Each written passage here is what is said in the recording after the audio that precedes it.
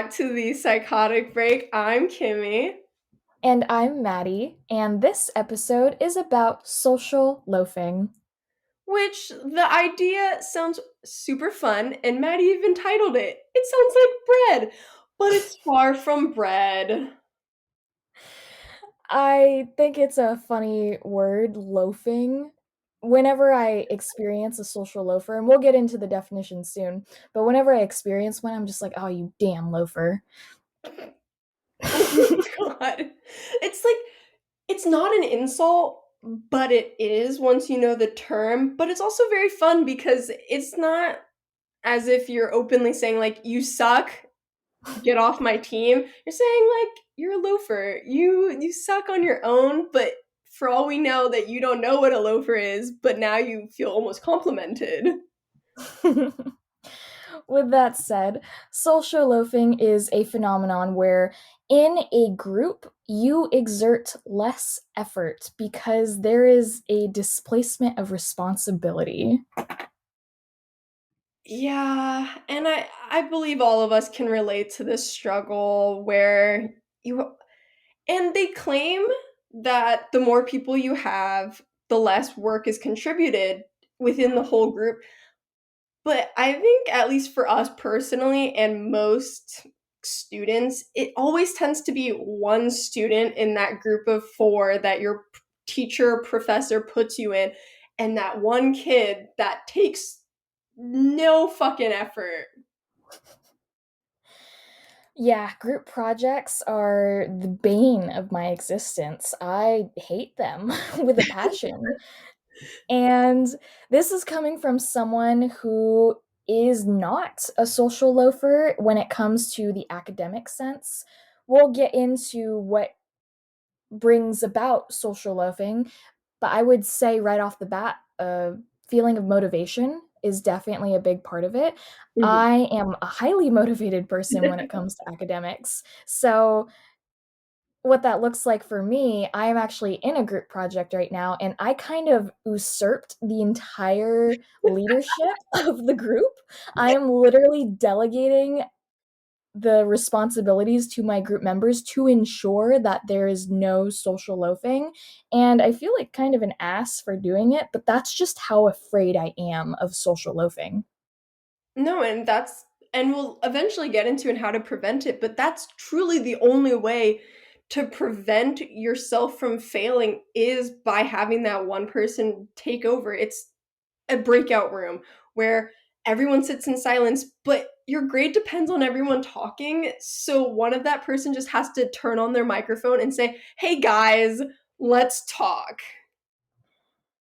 And I'm always that person. And sometimes here's my strategy. Whenever I'm in a group anything, I'm always the first one to speak, Oh, either to say, "Hey guys, let's try this," or "What does everyone think?" Kind of like a facilitator. yeah. I've taken way too many leadership courses to not do that because why would you waste any time in that awkward silence? And here's what I do after I contribute a lot. I step back. It's my Oh. hope that my interjecting in the beginning kind of broke the ice for people to continue the collaboration and to feel more comfortable expressing their opinions. And about 80% of the time, that does not happen. It's still silent. People now assume that I will do all of the work. They are all social loafing around me. See, I was honestly about to ask, as you said, "Oh, I stepped back." I was thinking, okay, does that mean you personally? And the thing is that I already knew the answer, but I wanted to confirm, once you step back, do you almost indirectly assign yourself a lesser role, like with less work, so that they can almost contribute more so you feel like it's equal? Or In the grand scheme of things, and social loafing is a phenomenon that doesn't just happen once, it happens over a duration of time when you're in this group. I only step back right after I've just Mhm.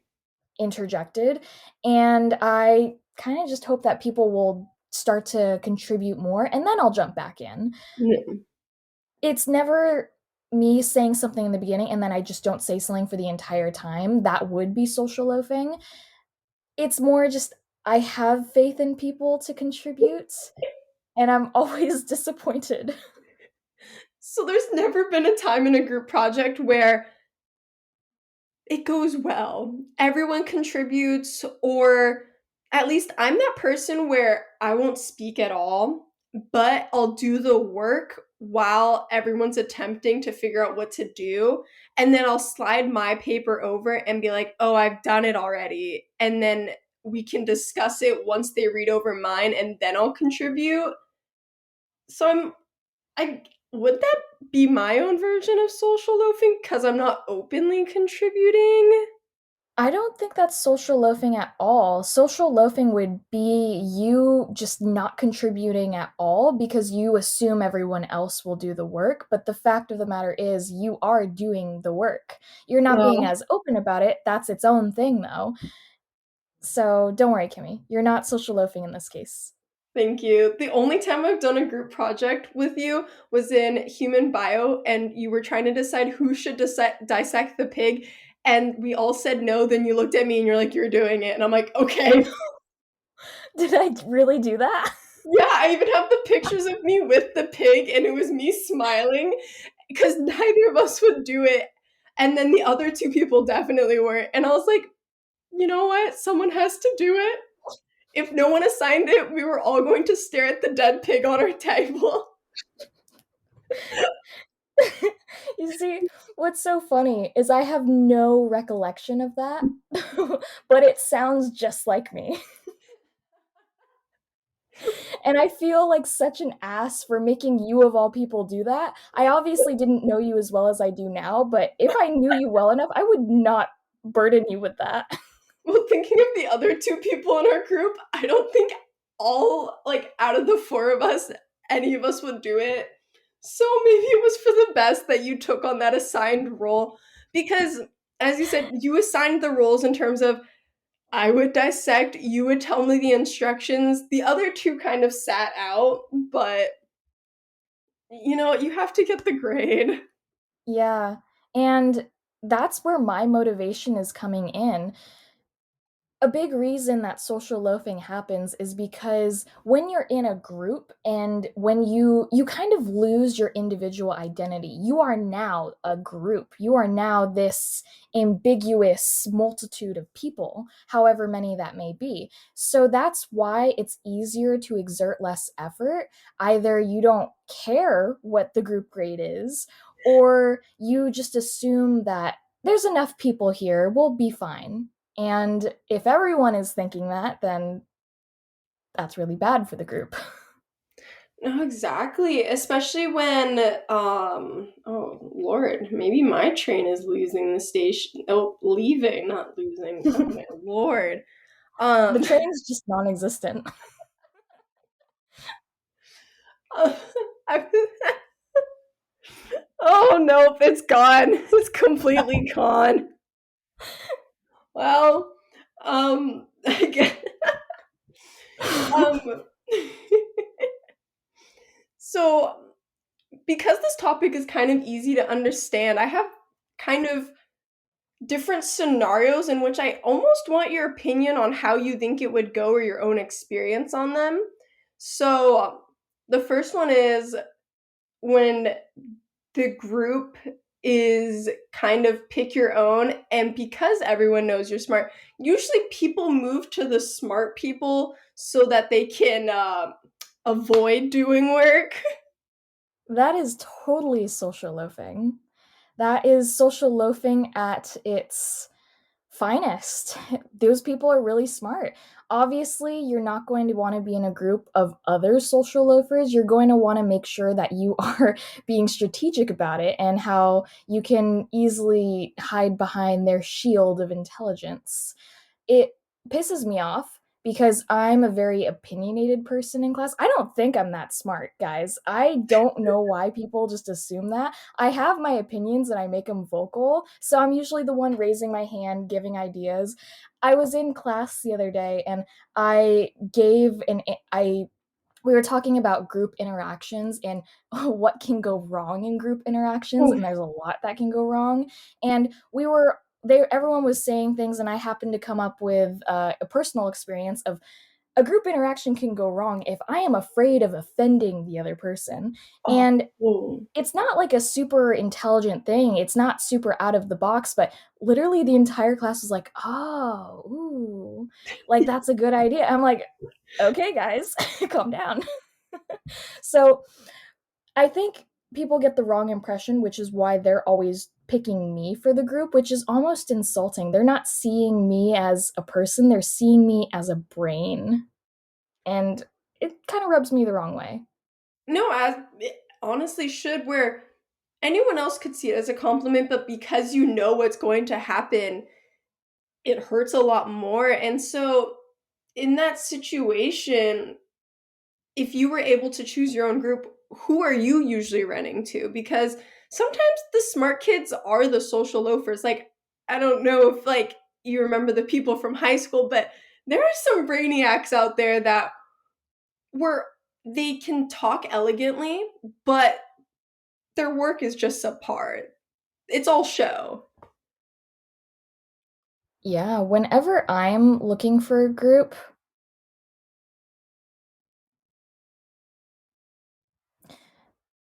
I typically, well, here's the thing. I'm not the most popular person, so I usually get anxiety whenever there is a group project to begin with. So I am always stressed if I'm going to even find people for a group. As I'm getting older and as I'm getting more opinionated in my classes, people are coming to me. But if I was going to tell you how I would select a group in high school, I would say pure chance, pure luck that people would notice me and want to be in my group. So by saying that, you're basic kind of going against your own comment of I hate when people come to me because I'm smart, but then at the same time, like, hey guys, I really need a group. Please come to me. See, this is why I hate group projects. It's just bad either way. I never win. So, because of that, is there a way that social loafing can be good? Because overall, let's be honest, it's not. It sucks. It's not. But before we do kind of dive into that, I'd be interested to see how you pick groups. I always want one friend that I am at least able to talk to because Mhm. I try to get done kind of early so I have time to just hang out. And I Mhm. don't remember, were you in did we have history together? We might have had the same teacher. Gomez? Yeah. Yes. And every project was a group one. Oh my So god, I hated that God, class. exactly. And so at some point I was always assigned with one girl who I knew was going to be a social loafer, and this was because she never showed up. Never saw her. She showed up for the presentation day. Other than that, no.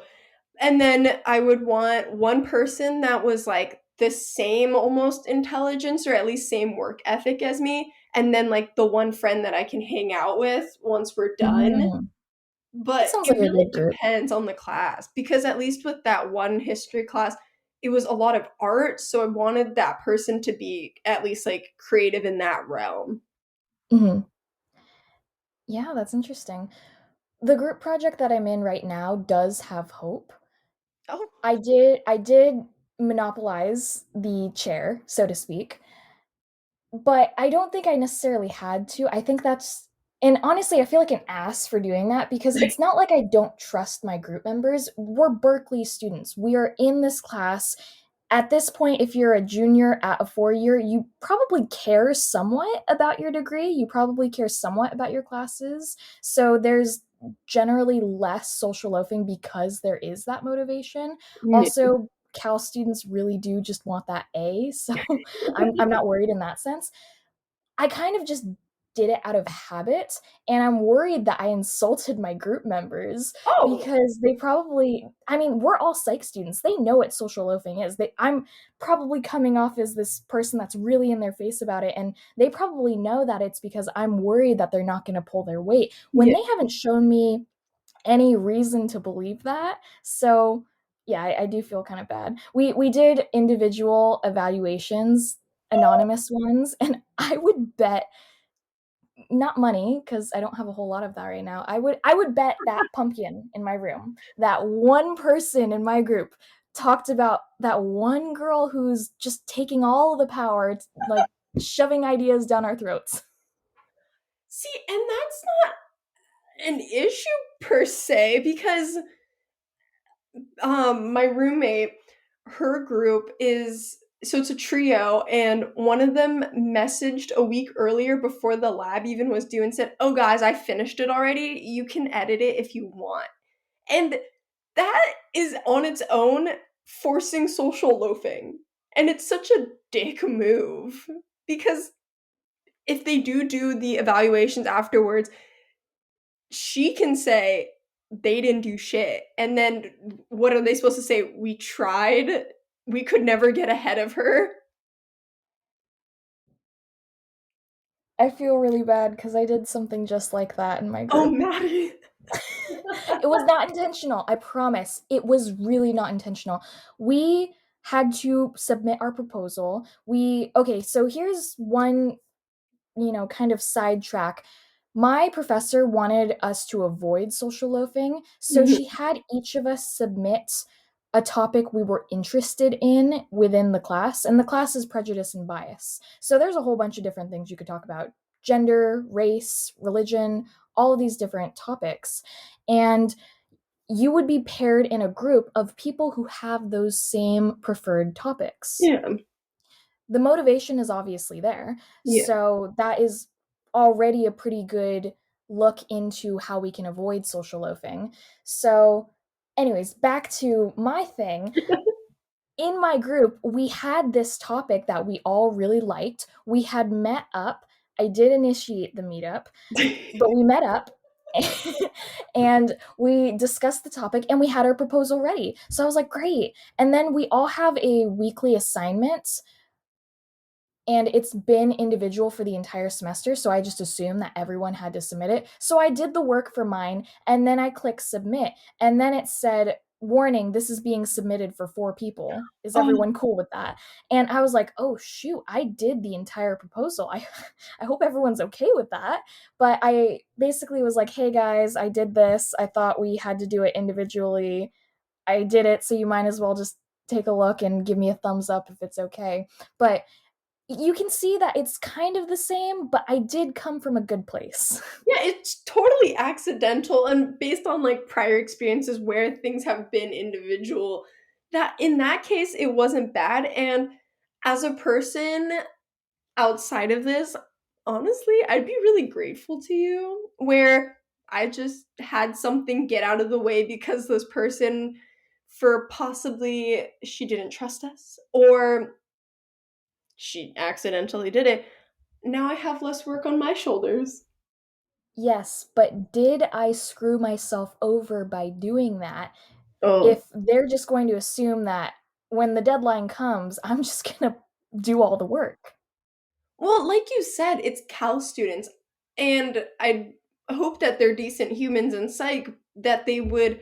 I don't know if you've also done this because you're the leader, that I don't know if this has ever happened to you where another leader has taken your place and you are now just one of the people. But if I see someone doing most of the work, I almost ask for more things from them, like, oh, I can do this instead. Oh, let me do it. I'll take it home and then I'll bring it back in where you're overcompensating because you feel bad that you haven't contributed enough. That's if you care enough to do that. I wouldn't be surprised if someone would just be like, oh, cool, they're going to do all the work. I don't have to do anything. And I am not too worried about that. But to an extent, every single student is lazy in their own special way. It's like they're a snowflake, a lazy snowflake. And I am worried that I am tempting that in my group members. Maybe it doesn't help that you don't know them well enough to know their work ethic. Ah. Oh, Maddie, you've caused so much trouble for yourself. Oh man. Well, tell me about one of your group interactions. Have you ever been a social loafer? Oh, um, I think I was once because I didn't really understand the project.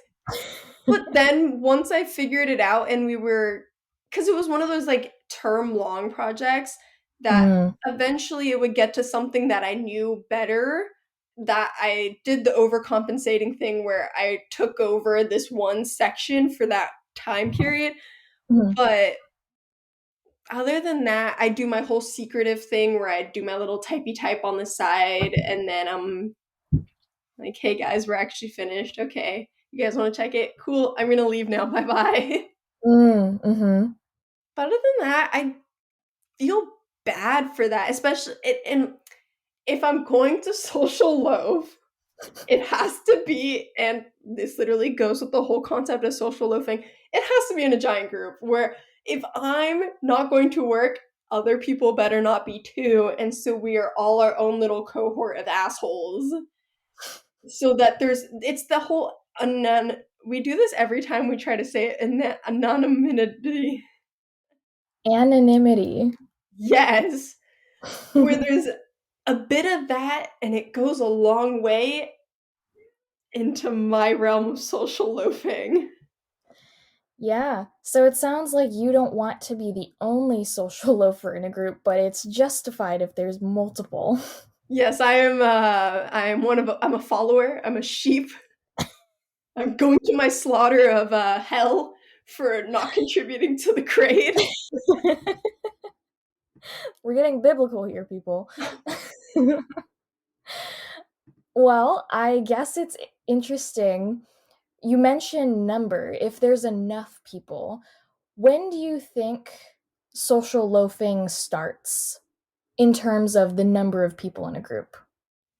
Oh, that's hard because it's the whole like, oh, there's always going to be confounding variables. So, like, if the kind of topic that we're working on is challenging per se, then obviously we're all going to have to put in that a bit of effort. And if it's a big group like 10, then you're going to have social loafers. There's only so much you can do. It depends on like the duration of time this project going to be on with, but I would say social loafing would most likely start after a group of like 5 to 7. I I could see that. see groups as like the sweet spot or 5 and below where they can remain intimate and you can do that whole thing of, hey, so and so, you haven't addressed your say, do you want to respond in the chat and then we can figure this out? Instead of when there's 10, if 3 people respond in a group chat of 10, that's the majority in my mind because I'm not going to be able to get everyone's responses. That take what you can get and go deal. Yeah, it's the whole diffusion of responsibility. I mentioned in our outline that social loafing kind of reminds me of bystander effect. The more people there are, the more you assume that the work will be done, so you take a step back. And it's interesting that you say 5 to 7. I would disagree with you. I think Oh. social loafing can happen in a group of four, and I can use our human bio example. I had to step up because you guys didn't. I'm Yeah, I could definitely see that because with 4, as long as you get another person on your side, because my only issue with 4 is that you can have teams Mm, where there's going to be, it could be either there's 2 people that have a different idea or the 2 people that are social loafing and they have a friend to social loaf with, so they're just going at each other with this energy and the other 2 people doing the work. But then it also is good because you'll have, well, no, I guess it could also be even, but there's that majority vote of you. If you have 3, then that one person can kind of get canceled out. But then 3 seems too little because it's hard to get around to everyone to some degree, even though it is very minimal. And then partner work, I hate. I think I hate partner work more than group work. really? Why's that? I don't trust the other person. You'll it. it's you're relying everything on this one other person and yourself, as compared to we have three plus brains and we can hopefully riff off of someone else. But if it's my partner and myself, we're stuck with each other. If we both don't know it, we're screwed. Mhm. That's interesting because for me, the smaller the group is, the higher my trust goes up. If it's just me, there's a lot of trust that I will do whatever it takes to make it happen. If there's another person, there's a better chance that I can influence and inspire the other person to do enough effort. Yeah. 3 people, my chances become smaller. 4 people, there's always that one person that is a social loafer. See, I've never thought about it in a more like positive way where maybe you could motivate the other person to work a little harder, and there is responsibility placed onto them because if they don't do the thing, you know who to find, you know who to hold accountable for the actions, and you can talk to a professor about that, as compared to you don't want to. I don't know if you've ever done this, but there's that one person in group that's been so awful that the entire group teams up to shit on them, whether it's on a report or to the professor and like in person. Luckily, I haven't experienced that myself, but my roommate definitely has, and Oh, there were a lot of tears over that incident. This person was basically he was a weird social loafer. He wasn't willing to put in any work, but he was super willing to shoot down everyone else's ideas. I So everyone wonder would it's do the having that. writing, Yeah. yeah, everyone would do the writing collectively, and then he would be this really hard ass editor saying, "This is terrible. We, the hyperbial we, need to redo it," when it's really just you, not me, because I'm a freaking social loafer who needs to jump in a hole. See, I love that, especially because the whole thing, like with my roommate, where that's happening is the they're trying to find ways to contribute in their trio, and so on their like Google Doc, they're making the smallest changes, like adding a comma here, and so they're trying to protect themselves because the other girl did take over a bit, and that is a little stressful, but it's so that if the prof says, "Oh, I heard you guys didn't do work," they pull up the Google Doc and the history thing, and it says, "Oh no, look, I made a color here. You can see that I edited this sentence so it's more coherent." See, what I'm getting is social loafers are becoming more creative, which is even more annoying. I didn't think about it like that. But yes, unfortunately. Oh no.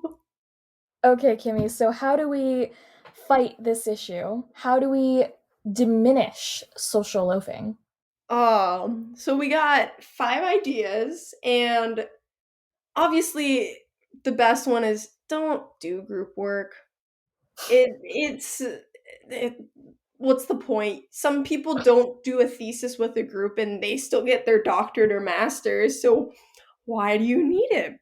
But there's you can do holding accountability, which is sort of what you do at least in high school, where you do that little checklist saying like, did they do their job? Did they not? Who knows? Yeah, like group evaluations. Yes, exactly. And I don't know if your school is doing like one where you have to put the person's name and then give them an individual grade. Yeah, it's Oh, stressful, which is why I'm always putting in so much effort. So there's not a sliver of doubt that I am a social loafer. but there's that dread in your heart that's what happens if they put down a 5 out of 10. Because you'll never know their scores until you get the grade back, and then it's who the fuck ratted on me and for what? Oh man. Imagine my group just turning on me saying that I did absolutely no work. No, exactly. And the thing is that if the majority says that, it's one person against this whole group, and who does your professor to believe? It shouldn't be called social loafer, it should be called social leech, because that's basically what they're doing. They're sucking my soul and my intelligence and my hard work ethic from me. and they're going to just eat it and eat it into their grade and basically reap the benefits because leeches live off of this. This is what keeps them alive. Oh man. Well, definitely establishing accountability. That's why I become the leader so I can delegate. Once roles are delegated and something doesn't get done, it's very easy to point your finger at whoever didn't do it and then they have to step up. It's not like I like to do that, but in terms of my grade, it's what I have to do sometimes. No, of course. And what's even great, like what's even better is when professors even, I don't know if you've had this where they assign the roles, like there are roles that do exist and you have to put your name on to which one you're going to do. So the group project where I stalled a little bit, I signed up that I would write a certain part of the research paper that may have been a little easier, but I did it. I really like that, signing up for roles. That way people can sign up with their strengths in mind. Mhm. People are much more likely to social loaf if the thing that they have to do is difficult.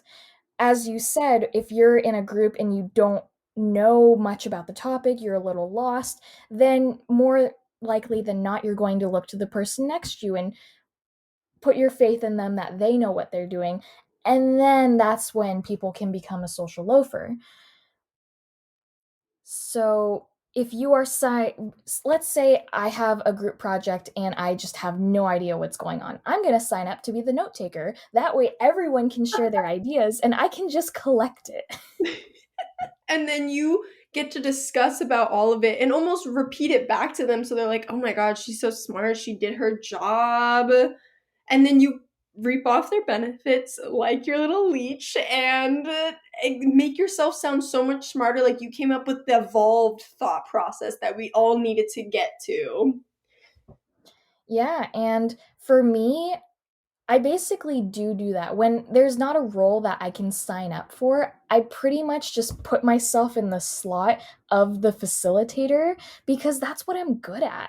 I may not be the smartest person, I may not be the most eloquent all the time, which is why I can delegate the roles to the people who are, and then we can create a product that is coherent. See, you're the actual job of facilitator because the role sounds super easy. Like, that's the one that most of the social loafers I know put down and they don't actually do their job. But you actually will follow through. You'll look back on the thing. And that's one of the kind of prevention ideas is that you have those accountability check-ins and that's the facilitator's job is to overlook the things, make sure they're continuing with what they were assigned to, and if they need help to be able to step in. For sure. And then there's what you do, which is doing your actual work. Gosh, I would love to be in a group project with you now. In the back of your mind, you're just like, oh god, no, she'll make me do work. Oh no, I would love that. The day that I haven't had group projects probably since high school, honestly, and I Lucky almost miss you. them. No, honey. That just goes against the entire episode. You do not miss it. Social loafing is everywhere. Yeah, you know what I just thought of? And I'll go ahead and say this and then maybe we should wrap up. Social loafing is a good word for it because they're they are as useless as a loaf of bread. I quite like bread though. Yeah, but you don't see bread doing rocket science. No, it's quite dense. Exactly. Haha. Eh! Okay. Would you like to be heads or tails? I shall be tails. Okay. Ah, it's on you. Hey. Okay. Are we ready? Oh yeah. Let's do it. We talked in this episode about social loafing, which is when you're in a group project when there's multiple people and you exert less effort because you think that it's just going to be taken care of, or maybe you don't actually care. We have our issues with the social loafers because they're not doing anything. They are just leeching off of the intelligent, hardworking people. And for me and Kimmy, who actually do their work or try to delegate roles to make sure that social loafing doesn't occur, you're really a pain in our ass. So, to not be a social loafer, please make sure that you're establishing accountability. Please care about your grade or the well being of the other people around you. Consider not being in a group project at all, or consider hopping in a hole. What Thank you. the hell?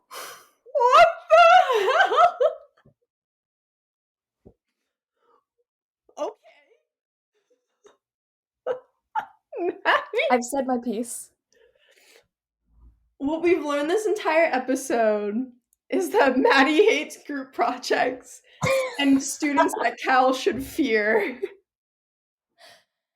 Hopefully, students at Cal shouldn't have to fear. Maybe I'll share this episode with my group mates and maybe they'll just be scared into submission. No, I promise I won't do that. I will try not to be a pain in their ass by just assuming that they will social loaf, and I will work on trust. That's just a little hard because I have been damaged from all of the social loafing I've experienced. Oh my god.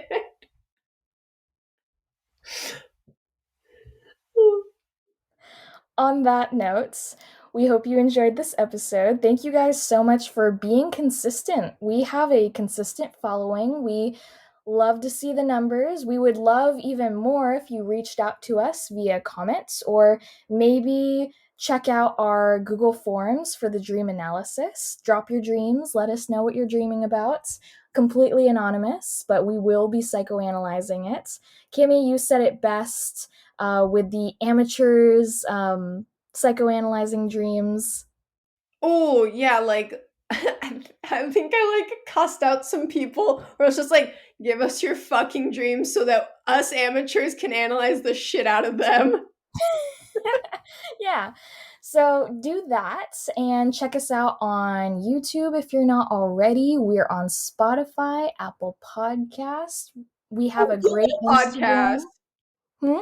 We're on Google Podcast. Oh, cool. We're on Google Podcasts for my Yeah. dad, who has Google. Might be the only person who uses Google Podcasts, but we're here for you, Dad. And thank you guys so much. We are the Psychotic Break. I'm Maddie. And I'm Kimmy. Take care and don't social loaf. Hey! Bye. Bye!